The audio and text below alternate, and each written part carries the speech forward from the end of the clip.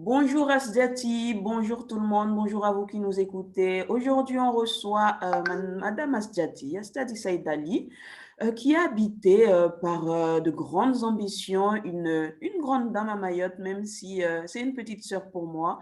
Mais Asdiati, tu es une femme qui m'inspire beaucoup. Tu m'inspires énormément par ta détermination, par ton dynamisme.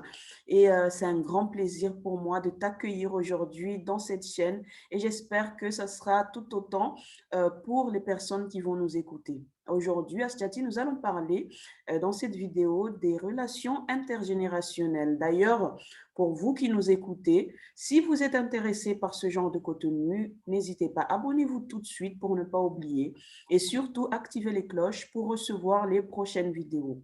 Alors, Astiati, si je me souviens bien, nous avions discuté une fois et tu m'avais dit que tu avais une relation très fusionnelle avec ta grand-mère qui est décédée, que Dieu lui ouvre les meilleures portes du paradis. Et tu m'as dit que cette relation t'avait beaucoup apporté. Peux-tu nous dire dans quelle mesure elle t'a accompagné dans ton développement personnel, mais aussi personnel, ce qui a façonné la personne que tu es aujourd'hui? Bonjour, déjà Stanley, merci de m'avoir invitée. Alors, j'ai entré dans le vif du sujet hein, directement. Ma grand-mère, c'est ma grand-mère paternelle. C'était une dame, je la trouve très coriace. C'est une dame qui s'est remariée, qui a eu beaucoup d'enfants, comme je pense que des personnes de sa génération. Et les gens avaient tendance à dire: «Oui, elle parle beaucoup, elle dit beaucoup des choses» et qu'on ne voulait pas trop passer chez elle. Alors que moi, tout le temps, je voulais partir en vacances chez elle parce que je trouvais que j'apprenais beaucoup de choses à côté d'elle. Il y avait vraiment ce côté discipline, où elle nous parlait de comment avant, les jeunes filles se comportaient et ça, c'est quelque chose qui m'intéressait, qui m'attirait parce que finalement, je n'ai pas vécu l'époque et je traversais en fait l'époque à travers, ses dires et ça, c'est quelque chose que j'ai beaucoup aimé. Quand on va aller, chez mamie, on y va pour passer des vacances, pour l'aider, pour le ménage, pour faire à manger. Elle avait vraiment, son côté, «Ne me prends pas pour une mamie, je peux faire mon travail toute seule, je peux faire mon ménage toute seule, je peux faire à manger toute seule, j'ai pas besoin de toi» et ça, ce côté-là, j'ai aimé. C'est vraiment dès le départ, c'est une femme de caractère et ce que je pense que j'ai pris aussi chez elle, c'est que c'est une dame qui dit les choses. Que ça te plaise ou pas, elle va te dire, les choses clairement, elle va pas passer par 4 chemins et ce n'est pas dans l'objectif de te casser pour te rabaisser, mais c'est vraiment pour t'élever, en fait, pour que tu deviennes, comme on dit, hein, l'expression, une meilleure version de toi-même et ça, c'est quelque chose que j'ai beaucoup aimé. Je pense que c'est ça, peut-être avec le recul, c'est ça qui faisait que j'aimais beaucoup aller chez elle parce que j'apprenais à chaque fois. Au niveau de la discipline, tu sais, c'est un petit truc. C'est un petit truc, mais c'était intéressant parce que ça montrait un peu la simplicité qu'elle avait de la vie. C'est que moi, j'avais l'habitude quand je lavais mes vêtements automatiquement, l'éducation que j'avais, c'était je mettais toujours, du javel dans les vêtements pour enlever la tache. Elle avait horreur de ça. J'ai appris avec elle, elle a dit son habit est comme ça et elle va garder son habit comme ça. Elle a pas besoin des produits chimiques, de je sais pas quoi, du superficiel et ça, c'est simple, mais j'ai aimé. J'ai dit: «Ah, en fait, c'est une dame qui est vraiment dans la simplicité, dans l'authenticité et vraiment rester soi-même, être franche et ça, c'est quelque chose que j'ai beaucoup aimé et que j'ai retenu, je pense, cette partie-là d'elle. Voilà et comme tu as dit, on avait vraiment une relation très fusionnelle parce que quand j'ai appris, son décès, j'ai pas pu rester au travail, j'ai pleuré de toutes mes larmes parce qu'il y avait quand même un attachement. Elle nous aimait beaucoup, elle montrait qu'elle nous aimait malgré tout et ça m'avait beaucoup affectée parce que je perdais vraiment, pour moi, j'ai perdu une bibliothèque familiale et j'ai senti qu'elle était le ciment de la famille parce que depuis qu'elle est partie, je dis pas qu'on est divisés, mais que c'est plus la même chose parce qu'on sentait qu'il y avait une personne qui maintenait en fait, il y avait une fondation, on va dire, qui maintenait ça et elle est partie et elle a emporté beaucoup de choses avec elle et des fois, ça m'arrive même de rêver d'elle à quel point je elle était vraiment importante pour moi. Alors que ça fait des années qu'elle est partie. Ouais. Et Ouais. du coup, nous avons, parce que je me souviens, quand j'étais plus jeune, lorsque une de mes camarades était élevée par sa grand-mère, c'était du genre Oulé mwana lelo na coco. Là, j'ai un kilo, les genre, c'est une enfant qui a été élevée par une grand-mère. elle a de l'intelligence, elle a beaucoup de savoir dans sa tête, voilà, c'est le mot. Et c'est quelque chose de très intéressant à prendre en compte, à analyser, parce que ce n'est pas par le fait qu'elle soit élevée ou qu'il soit élevé par la grand-mère, c'est juste que je pense, moi, de mon propre opinion, que le fait d'être avec la grand-mère, elle se sent un peu soulagée par rapport à la mère, parce que lorsque tu es une mère, tu as trop de pression sur l'éducation de ton enfant, tout ça. Alors qu'en étant grand-mère, la pression est moindre, parce que tu te dis, de toute façon, elle a sa maman. Du coup, moi, je suis qu'une mamie et elle prend ce rôle-là. Et ce qui fait que elle se lâche, elle parle, elle t'éduque et elle enlève de là le fait de se dire, oui, tu es un enfant, donc tu ne restes pas là, on est entre adultes, donc sors, tout ça. Ce qui nous condamne fortement parce que nous, avec nos parents, nous avons souvent eu ce rejet, j'ai envie de dire, de Mhm. lorsqu'ils discutent, on nous éloigne, alors que c'est là justement que l'enfant doit apprendre. L'enfant doit apprendre en écoutant l'adulte parler, en écoutant l'adulte analyser. C'est que comme ça que par rapport à son cerveau, il recopie et il intègre comment on appelle ça, on peut dire ça, voilà, je ne trouve pas le mot, mais voilà, qu'il intègre ce qu'il voit tout simplement et qu'il peut répéter par la suite. Comment toi, tu as vécu ce transfert, enfin, cette balance entre toi, ta grand-mère et tes parents? Comment ça s'est passé avec ta grand-mère où tu avais une bibliothèque vivante, hein, comme tu me le dis, hein, c'est vraiment quelque chose d'énorme, hein, ce que tu dis là. Et par rapport aux parents, il y avait, où j'imagine, hein, il y avait plus de restrictions par rapport à la grand-mère. Comment est-ce que tu as vécu ces transactions? Alors, en tout cas, il y a une différence d'éducation parce que j'ai eu quand même des parents jeunes, donc ils nous ont eu jeunes.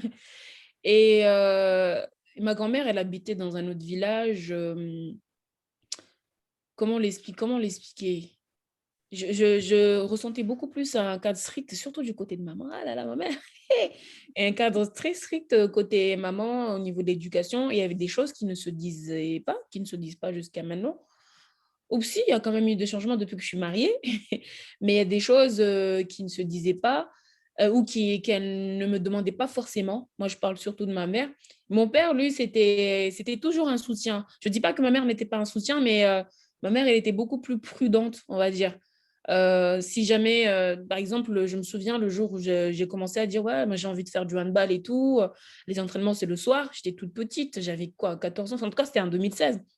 J'étais toute petite, j'avais même pas encore 15 ans. Et ma mère, elle était très prudente. Oui, toi, tu es une fille, les entraînements, ça sera le soir. Non, ça sera pas possible. Il y a mon père qui disait derrière, ouais, mais il faut la laisser, elle veut faire ça. Moi, tu as mon soutien, enfin, tu peux partir. Et tu sais, dans le foyer, c'est papa, c'est c'est le père qui a le dernier mot. Donc, il y avait cette différence-là.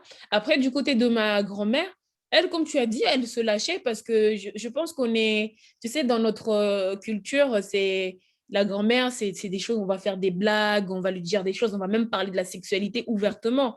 Elle va le prendre. Et elle avait, je me souviens quand j'étais étudiante, quand elle m'appelait, je disais allô, allô. Tu sais, elle me disait, j'entends la voix d'un garçon derrière. Tu vois, elle me dit, alors ma mère, elle n'oserait jamais me dire. J'ai dit, mais non, c'est la télé. Et en plus, c'était vrai, c'était la télé, c'est la télé que tu entends. Elle était beaucoup très soucieuse. Elle me disait, oui, fais attention, aux garçons, tu as des objectifs, il faut que tu les atteignes, il faut que tu gardes des objectifs en tête. Nous, on t'attend ici, moi, je t'attends ici, il faut que tu reviennes à un seul morceau, enfin, tout ça, tout ça, tout ça. Et c'est quelque chose, en fait, je ne sais pas si je réponds à la question, mais vraiment, il y avait une différence. Ma grand-mère, c'était vraiment la femme ouverte, comme tu dis. Je pense qu'elle elle prenait pas le poids de mes parents. C'était sa petite fille. Et c'est quand même, je pense, une petite fierté hein, de voir ses petits-enfants. Parce qu'on ne se dit jamais qu'on va vivre jusqu'à avoir des petits-enfants, tout ça. Et côté ma mère, enfin mes parents, c'était deux éducations en un. Parce que chacun avait, ma mère avait son éducation à elle. C'est vraiment une femme qui a été élevée à l'ancienne et mon père, c'est entre les deux. Il est strict quand il le faut et il est cool quand il le faut. Je ne dis pas que ma mère n'est pas cool. Ma mère, elle est cool, mais c'est juste qu'elle est très... c'est une dame qui montre qu'il faut une organisation, qu'il faut, voilà, il y a un cadre, il faut le respecter. Et ça, c'est que ce côté-là, j'ai pris aussi chez elle. Et ma grand-mère, bah, c'est plus l'ouverture, parler de tout et nous faire de temps en temps la morale et je pense que ça a marché, en tout cas pour moi, ça a marché parce que je n'ai jamais trouvé ma grand-mère chiante, mais vraiment. D'après ce que je comprends là, par rapport à ce que tu me dis, justement, tu as dit que c'est ta grand-mère paternelle. Du coup, on voit un petit peu son éducation à travers de ton père, l'éducation, un petit peu d'ouverture, de, voilà, laisse l'enfant aller expérimenter pour se faire son propre opinion de la vie, tout ça. Par rapport à la maman qui peut-être, elle a eu une maman qui l'a trop cadrée aussi. Du coup, elle recopie peut-être inconsciemment ce qu'elle a reçu hein, par rapport à sa maman à elle, ce qui fait que aujourd'hui, elle ne peut pas reproduire autre chose. Elle a des états mentaux qui sont installés par rapport à ce qu'elle a reçu comme éducation. Et c'est souvent ça, justement, même nous, jeunes d'aujourd'hui, nous sommes mamans. Il y a des choses qui nous ont embêtés lorsque nous étions petits, lorsque nous étions enfants, mais aujourd'hui, inconsciemment, on en vient à les reproduire avec nos enfants, avec nos garçons, avec nos filles.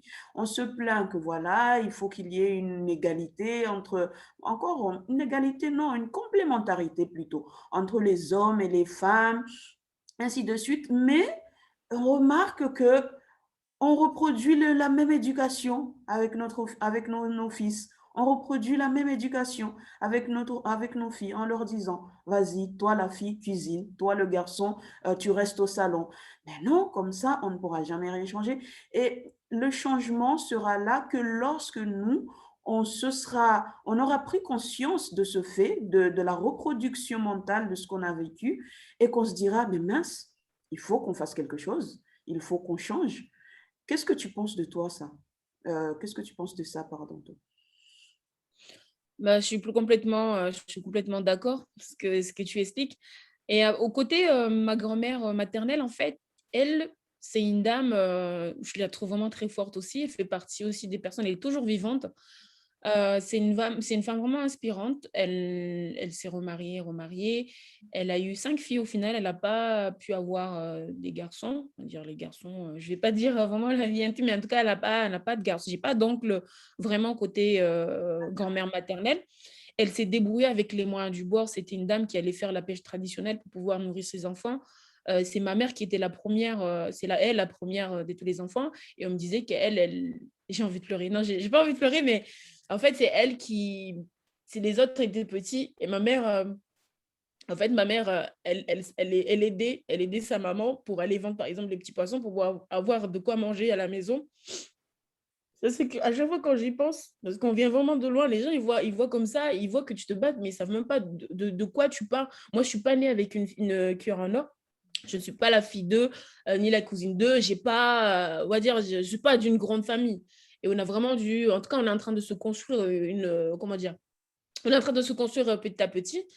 Et en fait, ma grand-mère, elle s'est battue. Je pense que c'est dans ce cadre-là, elle avait que des filles. Il fallait absolument s'en sortir avec. Je ne sais pas si elle était tout le temps là parce que j'ai compris qu'elle était beaucoup en mouvement. Elle allait à la campagne et tout. Et ma mère, elle a eu une éducation, on va dire, multifamiliale. Des fois, c'est la dame qu'on envoyait pour, tu sais, quand une personne vient de l'accoucher et qu'on l'a envoyée pour qu'elle fasse ça. Et du coup, elle a eu cette éducation-là de faire pour les autres et qu'elle n'a pas pu aller jusqu'à, comment dire, l'école a dû être abandonnée à l'époque, je ne pense pas que c'était la priorité des jeunes filles. Et du coup, elle était dans ça, on l'a envoyée par-ci, par-là. Et cette éducation-là, je pense qu'elle est restée dans cette organisation, il fallait faire, c'est très important de respecter le cadre familial, c'est très en tout cas important. Elle a grandi comment dire, dans cet environnement-là. Et oui, oui, moi je pense il faut prendre conscience de ça. C'est ce que moi je fais avec ma petite fille. En tout cas, on fait en tant que parents avec mon mari, c'est qu'on essaie de ne pas, de voir en fait le bien que nous a apporté l'éducation de nos parents ou d'une ancienne génération. Est-ce que nous, on peut donner en tant que, comment dire, nouveaux parents. Quand je dis nouveaux parents, c'est les parents modernes avec ce qu'on voit. Parce qu'avant, il n'y avait pas cette consommation, c'est comment dire, il n'y avait pas cette omniprésence de la société de consommation. Là, maintenant, les enfants, ils voient tout ça, je veux ça, je veux ça, je veux ça, je veux ça. C'est essayer de cadrer pour que vraiment on prenne le bien de ce qu'il y avait avant et le bien de ce qu'il y a aujourd'hui et combiner, même si on sait très bien que l'éducation, il y a aussi l'éducation dehors qu'on ne maîtrise pas l'enfant, on ne va pas être H24 derrière lui et dire ouais, non, mais ça, tu fais pas, on ne saura pas. Malheureusement, on ne pourra pas avoir le full contrôle sur son éducation, mais en tout cas, essayer vraiment en tout cas, de le tirer comment dire, de lui donner le maximum, d'optimiser le maximum d'éducation qui soit favorable à son développement personnel et qui soit surtout bien et surtout le bon chemin. Parce que de ce que j'ai vu de mes deux grands-parents, hein, ma grand-mère maternelle et paternelle, c'est que j'ai compris que ce sont des personnes qui ont toujours été dans le bien faire. C'est-à-dire, on fait pas les choses pour détruire une personne, tu le fais pour toi, pour avancer pour toi. J'ai jamais entendu en tout cas des coups bas qui viennent de ma grand-mère ou en fait, c'est toujours elles qui ont été plus poilées qu'autre chose. Je sais pas si tu comprends. Et je sais même pas si j'ai répondu à la question. Donc, oui, je pense qu'il faut qu'on prenne conscience de ça. Et surtout, moi, ce qui est important, il ne faut pas se dire que l'éducation qu'on voit ailleurs, c'est la meilleure. Parce que j'ai tendance à entendre beaucoup de gens remettre en question l'éducation qu'on a eue, que non, c'était pas comme bah, si. Pour moi, ça a permis quand même ça a permis d'avoir une certaine sérénité, une certaine paix, en tout cas, dans le cercle familial. Aujourd'hui, qu'on ne retrouve plus parce qu'on est justement en train de regarder l'éducation qui se fait ailleurs. On se dit, ben, c'est ça qu'il faut faire. Ben non, il faut prendre le meilleur de là-bas, il faut prendre aussi le meilleur de nous, ne pas tourner le dos totalement à notre culture, à notre identité.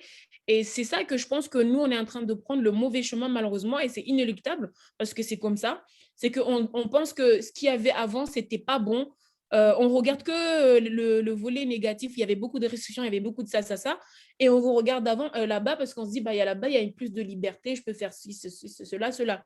Sauf que pour moi, non, en fait, il faut regarder les deux, ce qui a été bon là-bas, ce qui est bien aussi de l'autre côté, et de prendre parce que ça fait partie maintenant de notre identité. Et ça, moi, je pense que c'est vilain en tout cas de penser une éducation en se disant que l'éducation d'avant a été mauvaise et que celle que je vois en face, celle que je vois où tu as tous les jouets, tu as je sais pas quoi, c'est ça la vraie éducation. Non, l'éducation, c'est pas de donner des jouets à son enfant, c'est pas de lui dire on va aller au parc et tout ça, non.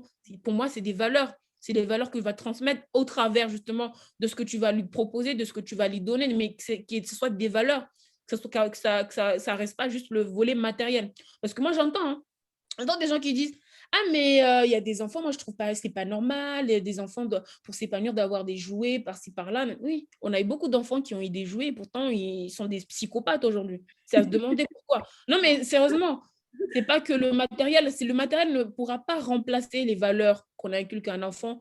Le matériel, pour moi, c'est quelque chose qui peut être un appui, mais ne doit pas être la seule option pour apprécier la valeur d'éducation qu'on donne à un enfant. C'est ça que je veux dire.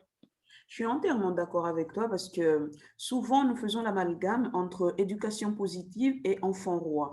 Lorsqu'on entend éducation positive, on a tout de suite cette pensée de croire que ça veut dire qu'il faut qu'on laisse l'enfant tout faire, alors que ce n'est pas du tout ça justement. Ce que tu es en train de dire là par rapport aux jouets et à la présence parentale est très important, mais vraiment parce que si aujourd'hui nous avons des réactions chimiques, des réactions corporelles, des réactions physiologiques, c'est parce que nos ancêtres et ancêtres et ancêtres ont vécu des choses qui nous ont transmis génétiquement. Ça se transmet. Hein. Après, c'est sûr que la génétique se modifie par rapport à l'environnement, pour s'adapter, parce que nous, les êtres humains, on est des êtres très résilients.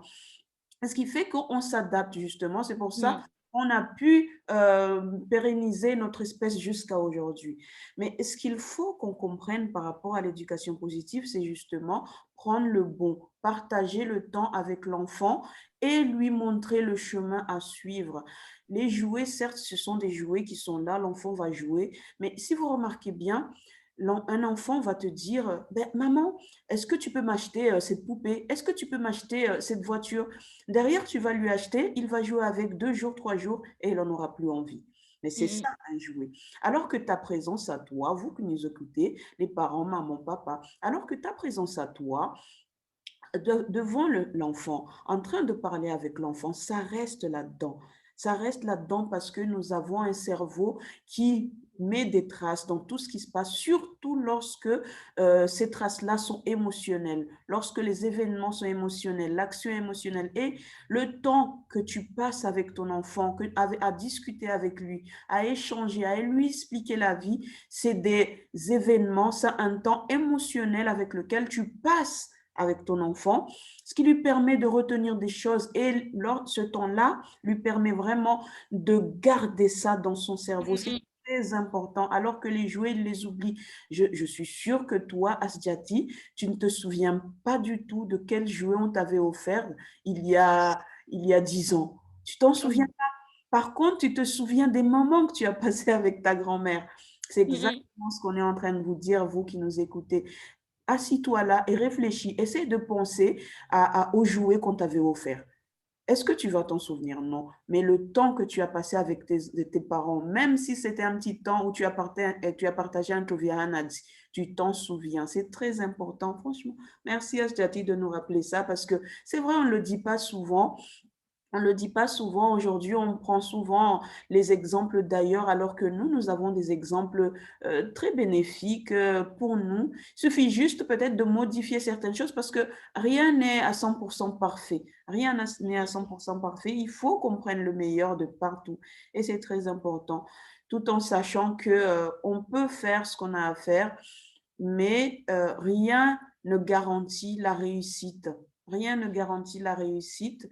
C'est vraiment dans les mains de Dieu, mais il faut que nous soyons une cause, nous soyons la cause de la réussite de nos enfants et de nous-mêmes d'ailleurs, parce que si nous réussissons, ben, nos enfants vont réussir. Asdati, j'ai trop parlé, c'est toi qui dois parler, c'est pas moi. Ah non, mais tu es en train de résumer, c'est tout à fait normal. Non, mais moi, je suis complètement d'accord et un phénomène qu'on est en train de voir, même nous, moi, je suis victime en tant que maman, c'est que maintenant, les enfants adorent beaucoup l'écran, ça reste beaucoup, beaucoup devant l'écran, ça fait les curieux, même quand ils ne parlent pas, et ça fait les curieux, et ça commence à s'intéresser. Je me demande ce que ça donne, mais j'avais lu un article qui disait que c'était pas bien de laisser un enfant devant un écran tout seul, ne pas limiter le temps, parce que finalement, des fois, tu peux avoir des troubles de langage, parce que l'enfant, au lieu de parler voilà, à son heure, bah, prenne beaucoup plus de temps, que l'enfant prenne beaucoup plus de temps parce que voilà, il est habitué à regarder quelque chose, il ne parle pas, il n'est pas dans du social, il parle avec, il t'entend toi, mais il passe plus de temps avec un écran qui ne parle pas, mais qui fait juste qui envoie juste des sons et par-ci par-là, mais il ne parle pas, il n'y a pas de dialogue. Et que ça, c'était vilain. Et c'est vrai qu'avec le monde d'aujourd'hui, je vois de plus en plus, même moi, même nous, mais notre fille, on essaie vraiment de la limiter. Elle, des fois, quand elle fait les crises, on lui fait savoir que non, il y a une certaine heure, tu vas regarder et à un moment donné, on va te l'enlever. Et là, maintenant, elle sait. Elle Oui. fait plus. Au début, elle voulait s'imposer, mais je pense qu'elle a compris parce que j'y crois à cette théorie qui dit que l'enfant teste toujours pour voir. Si ça marche pas, il abandonne. Pas que Et c'est l'enfant, même l'adulte d'ailleurs. Hein. L'adulte aussi teste. Hein. Quand tu es avec des camarades, des personnes à côté de toi, ils testent jusqu'où ils peuvent aller avec toi. Et lorsque tu dis stop, ils savent qu'à partir de là, il faut qu'ils stoppent. L'être humain comme ça. Mm. Donc voilà, c'est très important. Pour moi, il faut vraiment, comme tu dis, créer des moments avec l'enfant parce que les moments, on s'en souvient. Il y a des choses qui nous restent. Après, je ne sais pas à partir de quel âge l'enfant commence à mémoriser, toi qui es la spécialiste. Non, mais l'enfant mémorise depuis la conception dans le ventre. Depuis la conception, l'enfant commence à retenir. Et c'est pour ça qu'il y a une étude qui a été faite. Hein, c'est des enfants israéliens et palestiniens. Leur maman était enceinte. Et avec les guerres, tout ça, c'était avant. C'était pas la guerre vraiment infernale de maintenant. C'était au tout début. Et les enfants, sur 70 femmes qui étaient enceintes, on a remarqué qu'il y avait une atrophie, ça veut dire une diminution au niveau des lobes temporales, ce qui fait que ben, le stress de la maman, lorsqu'elle est enceinte, peut atteindre l'enfant aussi. Donc, il est très important, même quand on est enceinte, de prendre soin de nous. Toi, maman, prendre soin de toi si tu es enceinte, parce que c'est pour le bien de ton enfant. Et toi, papa, prendre soin de ta femme, parce que tout ça, c'est pour le bien de l'enfant. C'est depuis le ventre, dans le ventre, que l'enfant trace, il y a une mémoire mnésique qui se trace dans le cerveau de l'enfant depuis la conception jusqu'à la mort. Donc, cette mémoire-là s'appelle une mémoire, c'est une mémoire qui ne peut pas être verbalisée parce que l'enfant ne parle pas. Et vu que l'enfant ne parle pas, il ne peut pas verbaliser ce qu'il a dans la mémoire. Mais tu peux te retrouver à un moment donné, tu vas faire quelque chose, tu te sens stressé, tu vois tous les poils s'hérisser. Tout ça, ça veut dire que c'est quelque chose qui n'est pas forcément bien pour toi parce que ton cerveau a mémorisé quelque chose quand tu étais enfant ou quand tu étais dans le ventre de ta mère et ton corps l'extériorise. Toi, tu ne sais pas, tu ne comprends pas pourquoi tu stresses, mais il y a une raison parce que ton cerveau a mémorisé cette trace-là. Et c'est ça ce qui fait que tu stresses, que tu réagis comme tu réagis. Pour revenir au niveau de la télé, pour bien comprendre la chose, c'est que tu l'as dit, hein, tu l'as très bien dit, le fait de rester sans dialoguer, ça fait partie de 90% de l'importance de ne pas laisser l'enfant seul devant la télé. Voilà, parce qu'il ne dialogue pas, il ne parle pas avec les autres, ce qui la rend un petit peu muette, si on a envie de dire. Par contre, le reste, c'est juste parce que il y a les images qui passent trop vite. Voilà, trop de couleurs. Ce qui fait qu'un enfant de moins de 3 ans qui est devant ces images-là, comme ça, son cerveau là-dedans fait pareil comme les images. Si tu regardes bien ses yeux, c'est comme ça. Il bouge comme ça. Et là, ce n'est pas bon pour la stabilisation et le développement serein de son cerveau. Ce qui fait qu'aujourd'hui, nous avons beaucoup d'enfants hyperactifs dû à la mise devant la télé trop tôt. C'est pour ça que les psychologues, les chercheurs recommandent de tarder le maximum possible la télé, les écrans, la tablette, les téléphones aux enfants parce que c'est contradictoire par rapport au développement du cerveau et c'est très important de le savoir. Par contre, si tu le laisses 1 heure ou 2 sur des activités éducatives, ça peut être intéressant parce que ça peut l'aider justement à se développer, à s'améliorer. Mais si tu le laisses juste devant des dessins animés qui bougent, parce que je vois maintenant, il y a même des dessins animés qui ne parlent pas. Alors là, franchement, quand je vois ça, moi, ça m'enlève les cheveux de la tête. Donc voilà. Bon, sinon, bah, c'était ça, ce que je C'est voulais ajouter, compléter par rapport moins à... coûteux à réaliser. Comment? J'ai dit c'est moins coûteux à réaliser les dessins animés. Sans parole, voilà. Pour finir, en tout cas, ben, aujourd'hui, j'ai beaucoup parlé et je suis désolée, Asjati, c'était à toi de parler, mais c'était tellement Mais je intéressant. peux juste finir quelque chose. Oui, En fait, je pense, je n'avais pas cette vision jusqu'à maintenant. Je ne sais pas si toi, ça fait pareil.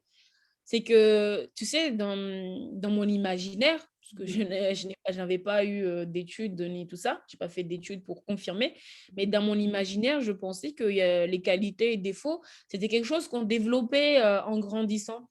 Et en fait, en ayant ma fille, je me rends compte qu'il y a des choses qui sont innées, comme tu dis, en fait, il y a des choses qui sont innées en elle. Il y a des qualités qui sont innées en elle et il y a des défauts qui sont innés en elle. En fait, nous, ce qu'on a remarqué, qu'on va plus travailler sur ses émotions. Parce que c'est les émotions que les enfants n'arrivent pas à maîtriser. En tout cas, moi, ce que j'ai vu au niveau de ma fille, c'est ses émotions quand elle est fâchée, quand elle n'est pas contente, ou quand voilà. Quand, surtout, elle n'est pas contente, elle réagit comme ça spontanément. Et je me dis, en fait, on a compris que nous, notre travail, nous, en tant que parents, elle a des qualités déjà innées chez elle. C'est une personne qui aime beaucoup partager. Alors, elle, elle, on lui donne un truc, il faut qu'on donne à tout le quartier. Sinon, c'est boudage total. Donc, il faut qu'on lui donne à elle. Elle va ramener ses copains, maman, lui, tout le monde. Il faut que tout le monde. Et donc, on achète, il faut qu'on achète pour tout le quartier parce que sinon, ça va être la guerre. Elle, c'est une qualité en elle. En fait, personne ne l'a appris, c'est qu'elle est comme ça. Et je pense que peut-être, et je pense aussi qu'elle doit nous observer. Parce que les enfants, elle doit nous observer de loin parce qu'on voit, elle refait des gestes comme nous, on a fait. Donc, on fait très attention à ne pas faire des gestes vilains devant elle et de dire des choses mauvaises. Et, et on s'est dit, en fait, finalement, je me dis, hein, ma mère, elle doit me connaître par cœur, mon père doit me connaître par cœur, parce que nous, on connaît notre fille et on connaît ses qualités, ses défauts. Et ça, c'est quelque chose que je ne savais pas. Je pensais que c'est des choses qui se développaient en grandissant. Mais en fait, il y a des choses non, qui sont innées chez la personne. Elle grandit avec. Après, ce qui est bien dans notre développement à nous, c'est que au fil de la genèse, notre cerveau s'est beaucoup développé au niveau du lobe frontal, ce qui fait qu'il s'adapte. Il s'adapte, ce qui fait que même si un enfant a eu un traumatisme, il a la capacité, notre cerveau a la capacité justement de s'adapter, de se modifier pour permettre un meilleur développement. Ce qui fait qu'un enfant qui a subi, un enfant qui a vécu des choses atroces n'est pas perdu. Un enfant Mm. n'est jamais perdu. Il y a toujours, même l'adulte, hein, après l'adulte, c'est beaucoup plus de travail, mais il y a toujours le moyen de pouvoir s'améliorer, de pouvoir faire mieux qu'on a pu faire. Par rapport aux émotions, lorsque tu as parlé des émotions, il ne faut surtout pas les bloquer. Vous qui nous écoutez, si vous avez des enfants qui expriment de la colère, il ne faut surtout pas essayer de les bloquer, de leur dire tais-toi, ne t'exprime. Non, il faut justement laisser ces émotions s'exprimer, mais Mm. tranquillement en lui demandant. Alors, qu'est-ce qui se passe? Pourquoi tu cries? Pourquoi tu pleures? Et tu vas voir que même un enfant de 2 ans, lorsque tu lui demandes, mais qu'est-ce qui t'arrive? Pourquoi tu pleures? Il s'arrête et il te répond. Après, il te répond dans sa langue, hein, il faut comprendre, hein. Mm. Oui, tout à fait. Il te répond. Il s'arrête et il t'écoute. Et c'est vraiment quelque chose d'extraordinaire, le cerveau humain. Il suffit juste de lui montrer que tu t'intéresses à lui et tu verras, il se calme, il te répond tranquillement. Mais il ne faut jamais essayer de bloquer, de l'empêcher d'extérioriser ses émotions parce que s'il crie, s'il pleure, c'est qu'il y a quelque chose qui ne va pas. Il y a quelque chose qui ne va pas. Il faut chercher à savoir qu'est-ce qui ne va pas. Ça ne veut pas forcément dire que c'est quelque chose de grave, hein. Ça peut juste dire, elle a perdu son jouet, elle s'est cassé un ongle, tout ça. Mais Mm. il faut lui permettre d'extérioriser ça. Se libérer, ouais.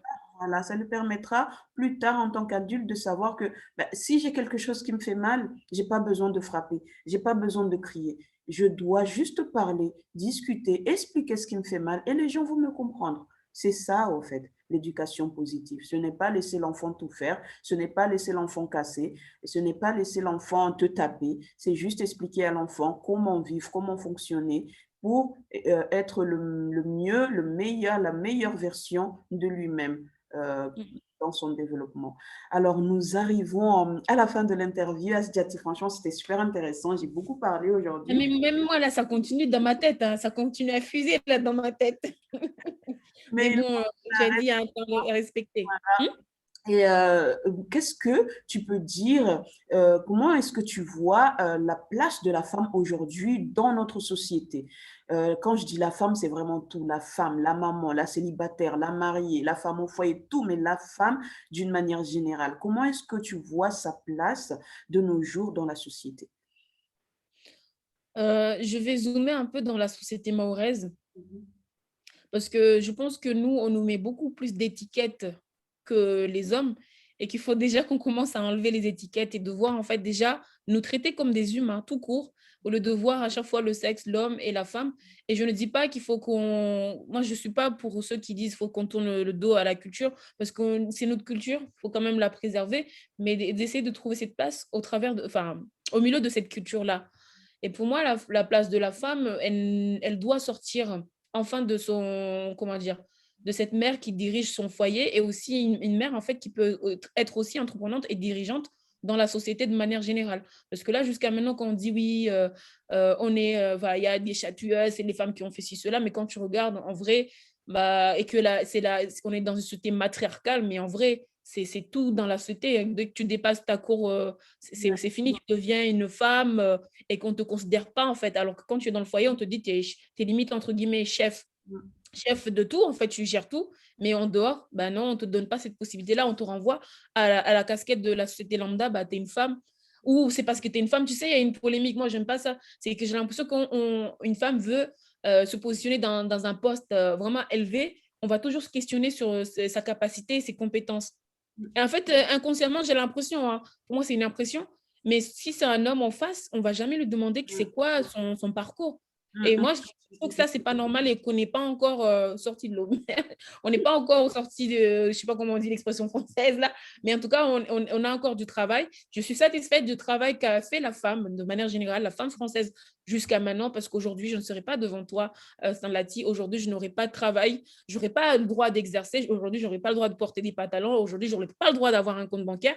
Et le combat, il continue. Et pour moi, c'est la place de la femme, c'est elle doit rester en fait vigilante, akihashir, parce Oui, que rien n'est totalement acquis. Et moi, je suis pas de ces personnes qui disent qu'il faut l'égalité homme-femme. L'égalité, elle n'aura jamais. Pour moi, c'est l'égalité entre êtres humains de manière générale. Parce que je ne suis pas dans l'opposition homme-femme. Pour moi, c'est dans l'unicité de l'humain. Si toi, en tant qu'être humain, on te donne quelque chose, tu dois me donner aussi en tant qu'être humain. C'est ça l'égalité. C'est pas dire je vais te donner parce que tu es une femme, parce que c'est là que tu nous renvoies encore dans cette position de faiblesse. oui. Pour moi, si on arrivait à se dire bah, on traite tout le monde de façon égale en tant qu'être humain, on n'aurait pas ce problème de couleur, pas ce problème de sexe, pas ce problème d'orientation sexuelle. On n'aurait pas ça en fait. Si on restait juste dans la base des bases, c'est se traiter entre êtres humains. Pour moi, c'est ça la place de la femme, c'est vraiment comment dire, la remettre dans sa nature première, c'est qu'elle reste, c'est un être humain en fait. La femme est un être humain et entre êtres humains, on doit se respecter, on doit tout de façon égale. Super, Je sais pas franchement, je si suis j'ai d'accord avec répondu. toi. Je suis entièrement d'accord avec toi. Et comment, si tu dois donner un conseil aux femmes qui nous écoutent, aux hommes qui nous écoutent, euh, comment chercher la force justement pour pouvoir euh, lever tous ces freins qui se mettent devant la femme? Comment chercher la force à l'intérieur de nous, au fond de notre tripes pour pouvoir avancer tout en balayant les personnes qui veulent nous bloquer? La force, franchement, la force, moi, qui me permet de tenir jusqu'à maintenant, c'est une force mentale. C'est mentalement comment je perçois la société. Et c'est grâce à quatre accords Toltec. Je ne sais pas si tu as déjà entendu parler de Miguel Ruiz. Et en fait, c'est comme le code de la route où on t'explique si jamais tu vois ce panneau, comment se conduire. Mais en fait, c'est les règles de conduite pour la vie, pour vraiment apprécier ta vie et avancer sans ne pas te soucier de ce qui va se passer. Le premier accord, il dit en fait que notre parole doit être impeccable. Pardon. Si je dois te dire quelque chose, il faut que je le dise avec authenticité, avec sincérité, mais sans pour autant avoir un objectif de te détruire, de te rabaisser. En fait, il faut que je sois sincère avec ce que je dis et que je crois à ce que je dis. Parce que il faut apprendre à s'écouter parce que des fois, quand tu dis quelque chose, tu sais que ton cœur, il se crie, ça veut dire que tu es en train de mentir. C'est faux. Et quand ils sont en harmonie, quand tu le dis, il faut que tu sentes en fait qu'il y a une fleur qui s'ouvre en toi et que ça, c'est sincère. Donc, le premier accord, c'est vraiment que la parole soit impeccable. Donc, moi, j'essaie d'avoir une parole impeccable. Si je te dis quelque chose, c'est que je le passe réellement. Et même si tu n'es pas là, je le dirai aussi.